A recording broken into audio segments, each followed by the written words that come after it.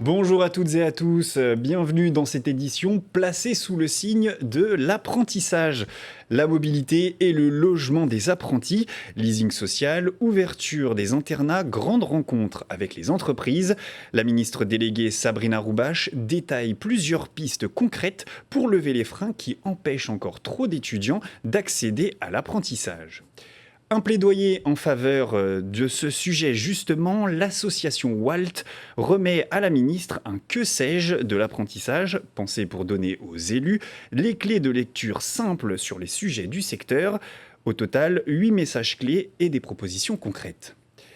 Côté prévention des risques sur les chantiers, la FNTP lance de son côté un parcours de pré-rentrée prévention avec à terme un module e-learning, une chasse aux risques virtuels et une immersion pratique. L'objectif, préparer les futurs apprentis avant leur arrivée sur le terrain.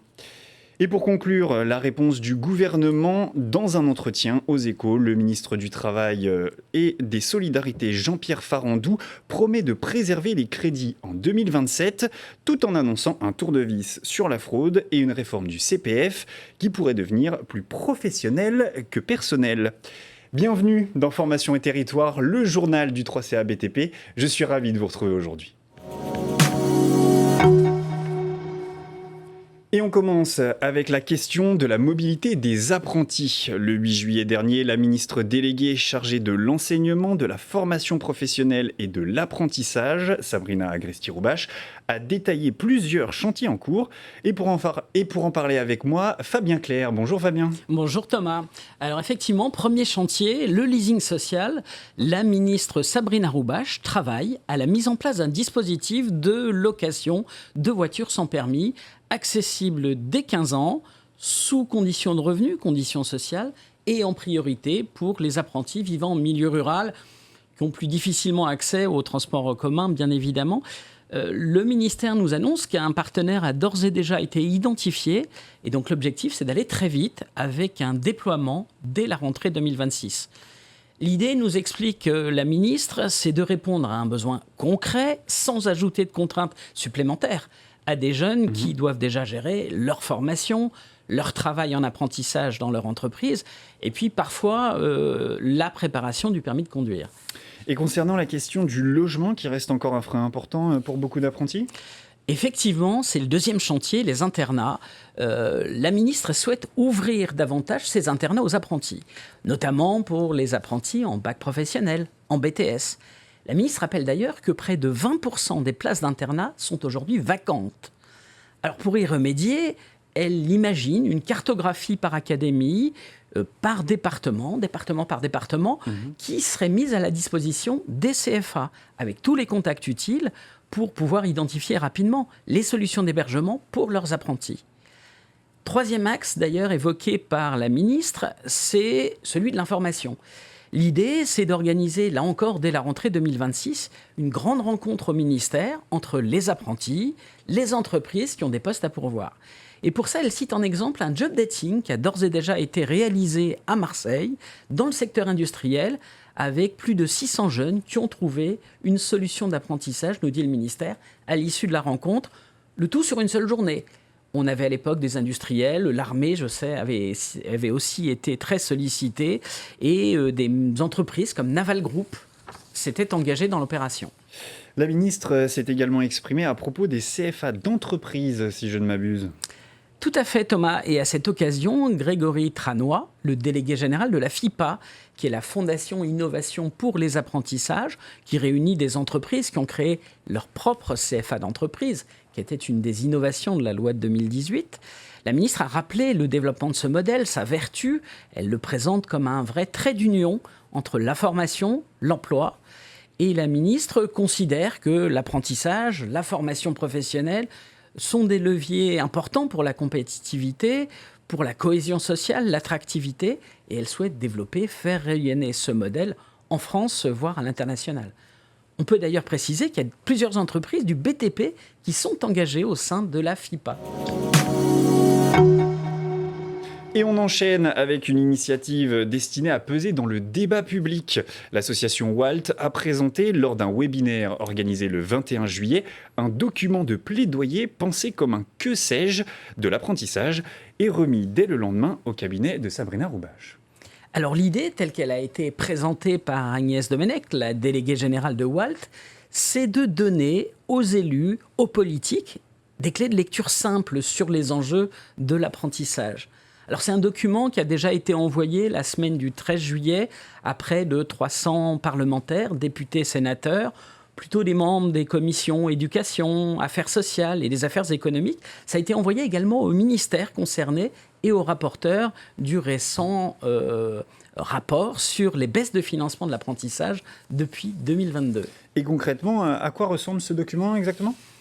C'est un outil tout simple, accessible, illustré. Chaque thème est présenté avec une illustration, d'ailleurs réalisée par un dessinateur de Charlie Hebdo, des chiffres clés, une proposition d'action à mettre en œuvre à court, moyen ou long terme. L'objectif, selon Agnès Domenech, c'est pas d'apporter de nouvelles solutions, mais c'est de fournir une base de connaissances communes pour éclairer le débat public, dans une période où celui-ci reste largement dominé par la question de la fraude. Quels sont les grands messages portés par ce document, Fabien ? WALT a retenu 8 grands thèmes pour le groupe de travail, et définis par le groupe de travail, L'apprentissage y est présenté comme un moteur d'insertion professionnelle, un outil d'ancrage des compétences dans les territoires, un investissement rentable pour les finances publiques, une voie qui est aujourd'hui plébiscitée par les jeunes, les entreprises, leurs familles, un levier d'égalité des chances, une voie d'excellence, à l'image notamment de ce qu'on vit en Suisse, dans le modèle de formation suisse, et puis un facteur d'engagement citoyen. Alors parmi les propositions concrètes qui ont été évoquées, il y avait l'idée de confier à la Cour des comptes une évaluation indépendante du coût réel de l'apprentissage, ouvrir les stages de découverte de 3e et de seconde au CFA, une mesure d'ailleurs qu'on juge rapidement mobilisable chez WALT. Et puis le document appelle à une ambition politique de long terme, avec une loi de programmation pluriannuelle pour stabiliser le financement du secteur, dans un contexte où l'apprentissage reste pour l'instant relativement préservé dans le PLF 2027. Toujours sur le terrain de la sécurité des apprentis, mais cette fois dans le secteur des travaux publics, la FNTP annonce le lancement d'un parcours pré-rentrée prévention. Alors là, l'objectif de ce dispositif imaginé par la FNTP, c'est de donner aux jeunes les premiers repères en matière de santé, de sécurité, avant leur arrivée en centre de formation, puis ensuite sur les chantiers. Comment est-ce que ça se traduit concrètement ? Eh bien, à partir de 2027, la FNTP prévoit de compléter ce dispositif avec un parcours d'intégration en 3 étapes, alors en plus du module e-learning qui est déjà disponible, une chasse aux risques virtuels qui permettra aux apprentis de se retrouver en situation face aux principaux dangers qu'ils peuvent rencontrer sur les chantiers, une pré-rentrée pratique en centre de formation destinée à leur faire acquérir les bons gestes, les bons réflexes de sécurité avant leur immersion en entreprise. Et justement, du côté du gouvernement, le ministre du Travail et des Solidarités a répondu à ces inquiétudes dans un entretien accordé aux Échos et publié le 16 juillet. Absolument, Thomas. Le ministre Jean-Pierre Farandou l'a assuré, martelé, les niveaux actuels des aides à l'embauche pour l'apprentissage et l'enveloppe de financement des CFA seront maintenus en 2027. Il évoque même la possibilité d'obtenir des crédits supplémentaires pour les formations aux métiers des secteurs liés à la souveraineté. Il évoquait notamment la cybersécurité et aussi pour soutenir certains CFA qui pourraient être en difficulté alors qu'ils le méritent, dit le ministre, du fait de la qualité de leur formation. Et concernant les contrats d'engagement jeunes, le CEJ ?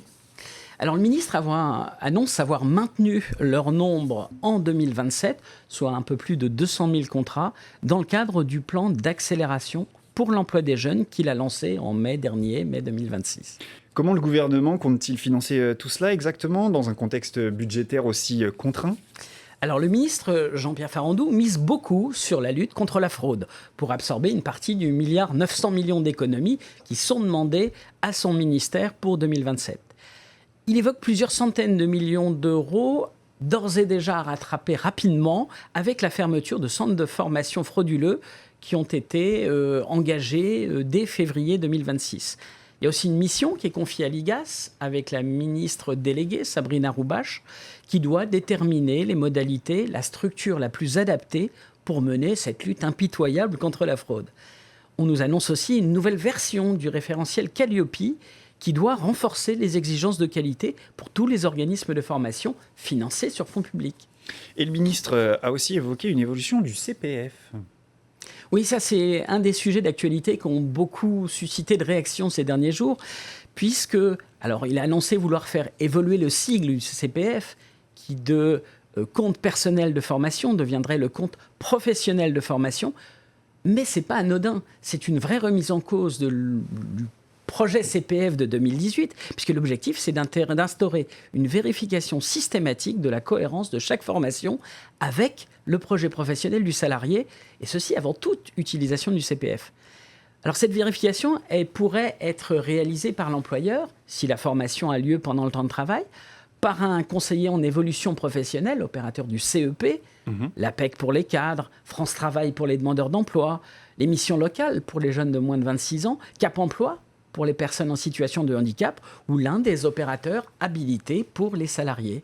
Merci Fabien pour ces éclairages et merci à vous de nous avoir suivis. Rendez-vous très bientôt pour une nouvelle édition.